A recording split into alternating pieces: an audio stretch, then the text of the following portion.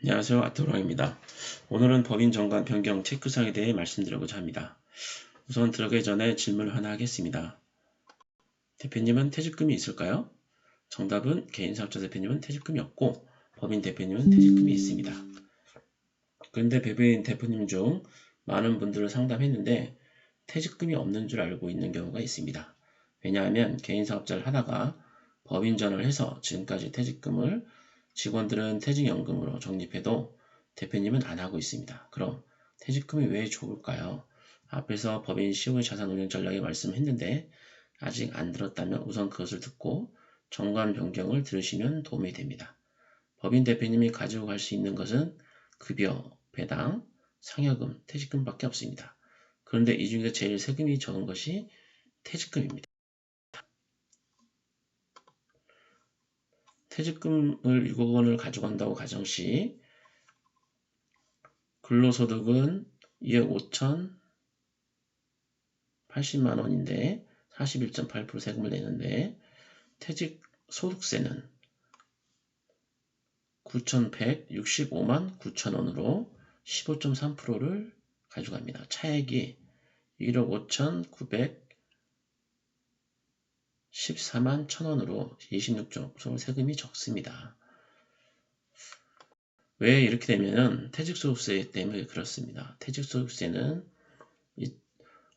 정률공제 40%가 있고 근속연수 나누고 근속연수 곱하는데 2013년부터 2015년까지는 곱하기 5 나누기 5 해서 더 퇴직금 소득세가 늘어났지만 그래도 과거분은 곱하기 5 나누기 안 하고 40% 정률공제해서 근속연수 곱하기 근속연수로 하기 때문에 퇴직 소득세가 쌌습니다. 그러나 2016년부터는 정률공제 40%를 폐지했습니다. 무슨 얘기냐면 10억을 가져가면 예전에는 4억을 공제하고 6억부터 퇴직소득세를 계산했는데 2016년부터는 4억 공제가 없이 곱하기 12 나누기 12 차등 공제로 인해서 퇴직소득세를 계산하게 되었습니다. 그래서 2016년부터 2019년까지 차등적으로 종전규정 80%, 개정규정 20%, 종전규정 60%, 개정규정 40%, 40, 60, 20, 80으로 했지만 2020년부터는 100% 이거를 차등공제, 정규공제 폐지해서 이걸로 하긴데 중요한 거는 과거분까지 다 정률공제 없이 폐지하고 하기 때문에 퇴직소득세가 늘어났습니다. 그럼 얼마나 늘어났는지 잠깐 보도록 하겠습니다. 퇴직금 규모로 보시면 20년 근무했다 가정시 3억을 가져가시면 3.7% 예전에는 40% 공제해줬을 때는 3.7%였는데 개정 후에는 8.7% 5억 시에는 4. 퇴직금을 5억 가져갈 때는 4.8%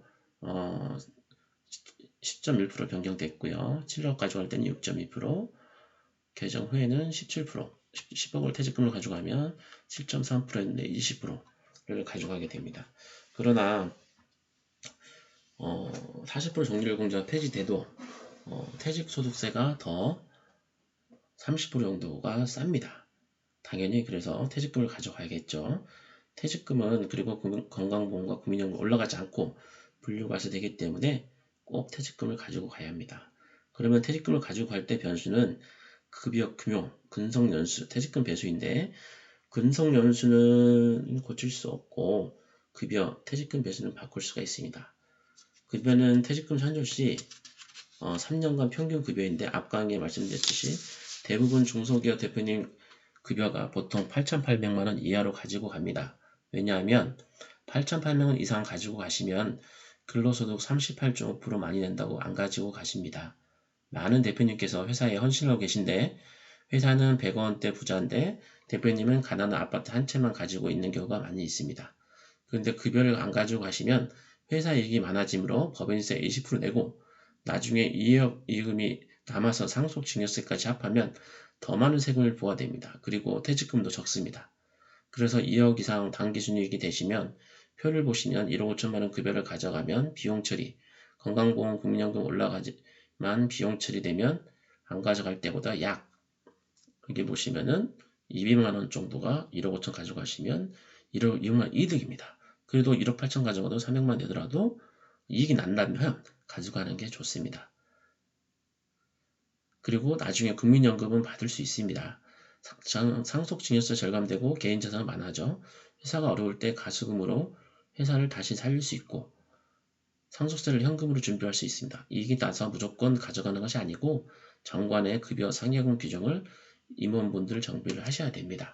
퇴직금을 전 모 회장님은 퇴직금 매수를 4배, 계열사까지 해서 217을 가지고 간 사례가 있어서 많은 기업들이 직원에 비해 많이 가지고 가서 논란이 있었습니다. 그래서 임원 퇴직 소득 한도 기준이 변경되었습니다. 2012년부터는 퇴직 전 3년간 평균급여 곱하기 10분의 1, 2012년 이후 분석연수 곱하기 3배수를 가져가게 됩니다. 무슨 얘기냐면은 2011년까지는 5배수가 되겠다고 해도 3배수는 토득소득세, 2배수는 근로소득세로 냅니다. 자, 그리고 2020년 1월 1일부터는 2배수로 임원 퇴직금 소득 한도가 축소가 되었습니다. 정관을 변경 시 어떻게 해야 될까요? 그럼 2배수 이상은 못 가지고 가는 것이 아니고 지금도 5배를 가져갈 수 있는데 3배수 이상은 근로소득세를 내야 됩니다. 그래서 2011년 전에 설립하신 분 중에 배수를 5배수 했다면 2012년부터는 3배수, 2020년 2배수 정관 변경을 하시면 됩니다.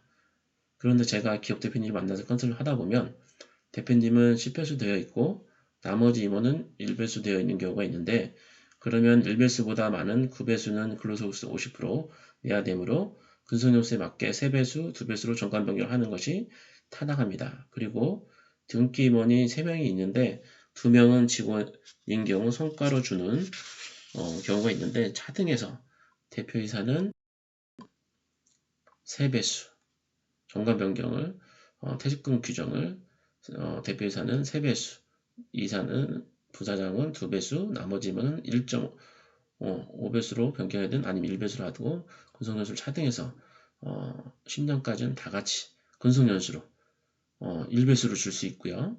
그 다음에 10년이 이상 됐을 때는 5배수, 4배수, 3배수를 줘도 되고 아니면 3배수, 2배수, 1.5배수를 줄 수도 있습니다.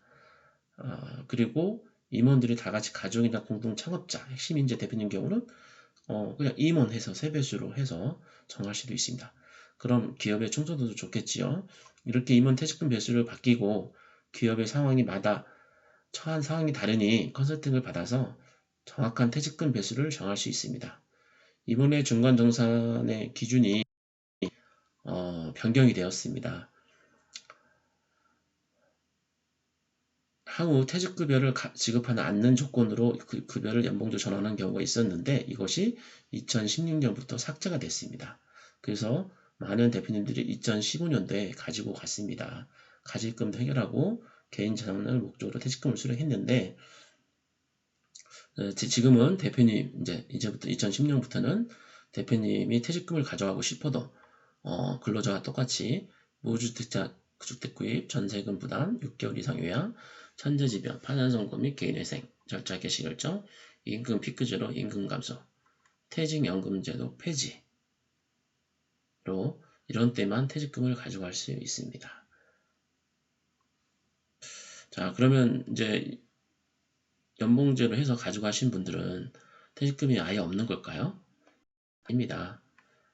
여기를 보시면 퇴직금이 없는 조건으로 퇴직금을 가져갔는데 3년 정도 뒤에 다시 주주총회를 열어서 정관을 변경해서 퇴직금을 이때부터 퇴직금을 가져갈 수 있습니다. 예를 들면 2016년도에부터 2019년 퇴직금이 없지만은 2019년부터는 주주총회 해서 퇴직금을 가져갈 수 있는 것을 정관을 변경하면 2019년부터 근속연수를 만들어서 2030년도, 2040년도 퇴직하더라도 근속연수로 해서 퇴직금을 가져갈 수가 있습니다. 그러나 제가 컨설팅 하다 보면 중간정산하여 퇴직금이 없다는 대표님도 많이 있어 확인해서 정관을 변경해야 됩니다. 이것을 꼭 확인해 주시기 바라겠습니다.